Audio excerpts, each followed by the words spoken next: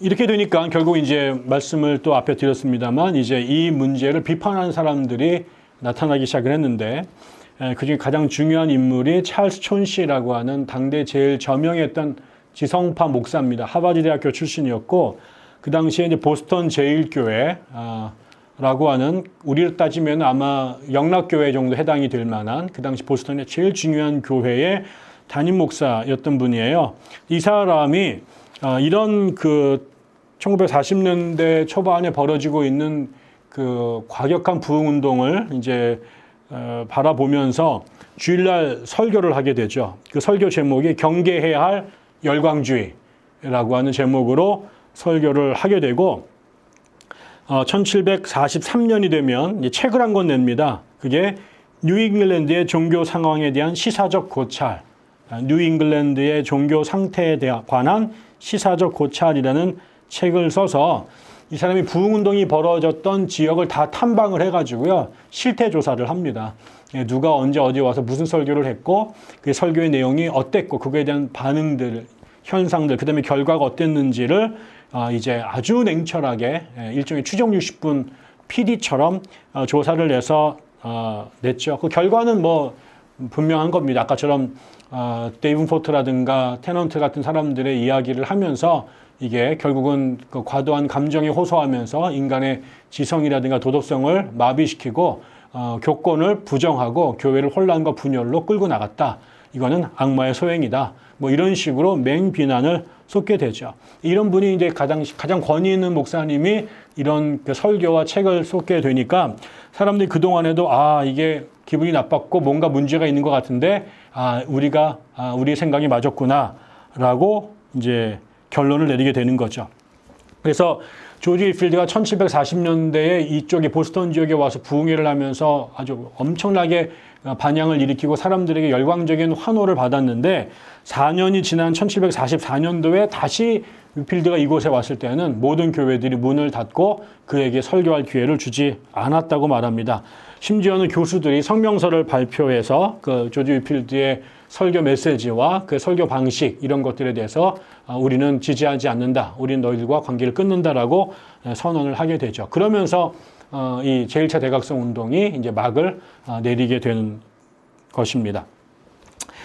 뿐만 아니라 이게 단순히 이제 이렇게 그 뭐 비판 선언을 내거나 그 설교를 통해서 비판을 한 정도로 끝난 게 아니라 지금 결국은 이제 1720년부터 시작했던 부흥운동을 주도해왔던 중요한 인물들, 또 그들에게 영향을 받았던 교회들이 있었고, 또 그 사람들에게 그의 열매로 신자들이 된 사람들이 있었던 반면에 이거에 과격화된 것들을 극단화된 것에 대한 위험성을 감지하고 비판하는 사람들이 또 생겨나게 된 거잖아요.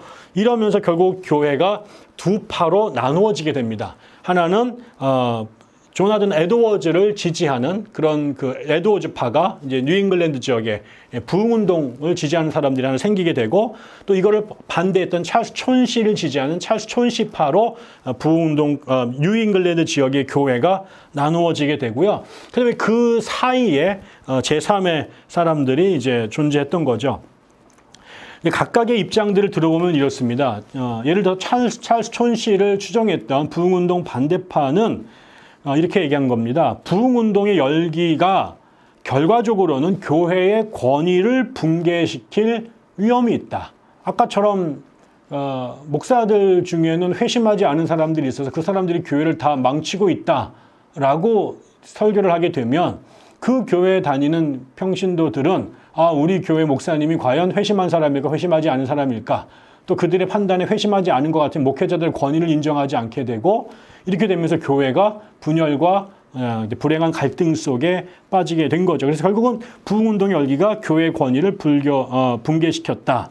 붕괴시킬 위험이 또 있다. 이렇게 얘기하고, 결국은 이런 부흥운동의 그런 그 악영향으로부터 교회를 살려내기 위해서는 우리가 종교의 합리적 측면과 도덕적 측면을 강조해야 된다라고 얘기를 하게 된 거죠. 감정이 아니라 지성, 그 다음에 단순한 체험이 아니라 도덕적인 그 책임, 이런 것들을 이제 강조해야 된다라고 얘기를 하게 됐고, 또 이제 조나단 에드워즈처럼 부흥운동을 선호한 사람들은 더 적극적으로 부흥운동에 참여하고 확대시키기 위해서 이제 올인을 하게 되는 거죠. 이게 결국은 그동안의 교회가 다 잠자고 있었고 명목적 신앙에 머물고 있었던 것을 정말 진정한 리얼 크리스찬으로 만들려면 성령의 강력한 역사와 우리의 전인격적인 어떤 변화가 있어야 되지 않겠나. 그거를 위해서는 도덕적인 설교나 지성적 설교로는 안 된다라고 주장하는 사람들이 이제 있었던 거죠.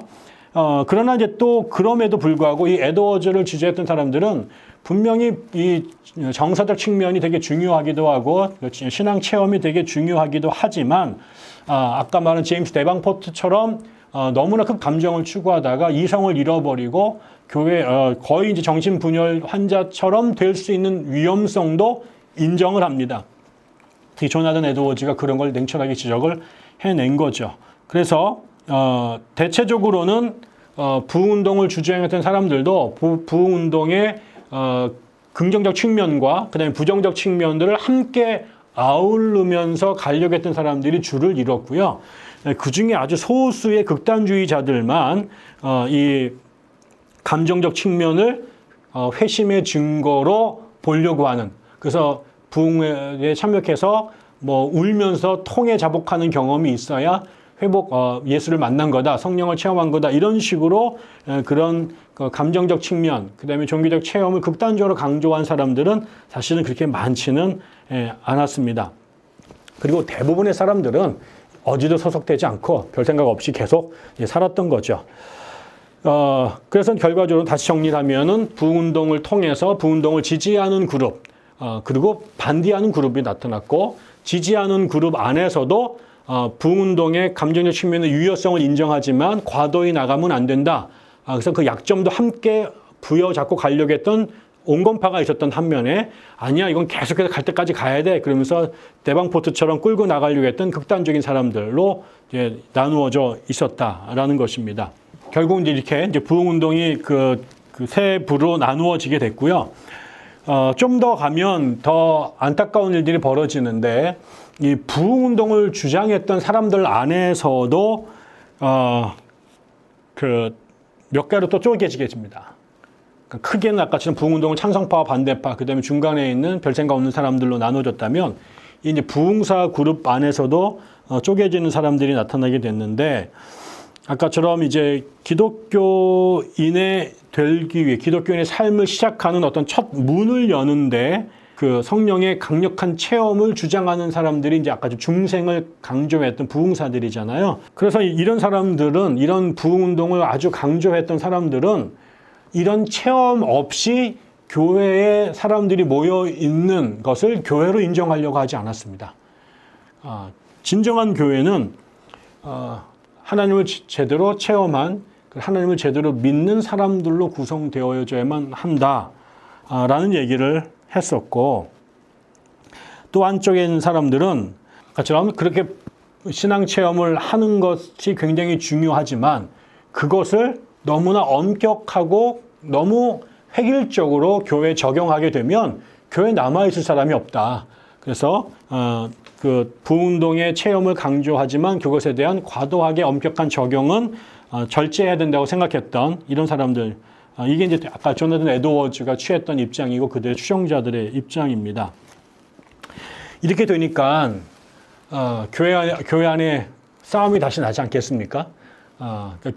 지금 이 교회가 이상적인 교회냐, 아니면은 타락해서 타협한 교회냐, 이런 상황에서 교회는 진정한 영적 체험을 한 사람들, 진정한 리얼 크리스찬으로만 구성되어야 된다는 사람들과 이건 너무 과도하고 너무 높은 기준이다라고 하는 온건파들이 싸우게 됐을 때, 결과적으로 이 이상적인 교회론을 가졌던 사람들이 자발적으로 나가거나 아니면 교회에서 쫓겨나서 교회에서 밖으로 뛰쳐나가게 되죠. 그리고 나와서 자신들만의 독립된 교회를 세웁니다. 이 당시에 이 커네티컷, 이 뉴잉글랜드 지역은요, 거의 절대 다수가 회중교회였습니다. 근데 회중교회 안에서 약자처럼 이상적 교회론을 주장하는 사람과 현실적 교회론을 주장하는 사람들이 부흥운동을 체험했던 사람들 안에 나타난 거죠. 그 중에서 이상적 교회론을 주장했던 사람들이 나가서 회중교회가 아닌 새로운 독립교회들을 세우게 되는데, 그 교회들 중에 다수가 결과적으로는 무엇이 되느냐? 침례교회가 됩니다. 그래서 결과적으로는 이 미국에서 부흥 운동이 벌어졌을 때 결과적으로 제일 큰 특히 이제 뉴잉글랜드 지역의 제1차 대각성 운동으로 가장 큰 혜택을 본 사람들이 누구냐? 침례교인들입니다. 회중교인들 중에서 과격한 이상주의자들이 뛰쳐나가서 독립교회를 만들고 그 독립교회 혹은 침례교회를 만들거나 또 그 사람들 안에 또 침례교인들이 들어오면서 결과적으로 나중에 이 분리파들은 거의 절대 다수가 침례교 신자들로 되어졌다라고 해요. 그래서 그 당시에 1740년 초반에 이런 분리들이 막 생겼는데 그때 분리되어서 새로 생겨진 교회가 자그마치 98개였는데 그 교회들 중에 상당수가 이제 침례교회가 됐다라고 이제 말씀을 드릴 수가 있겠습니다.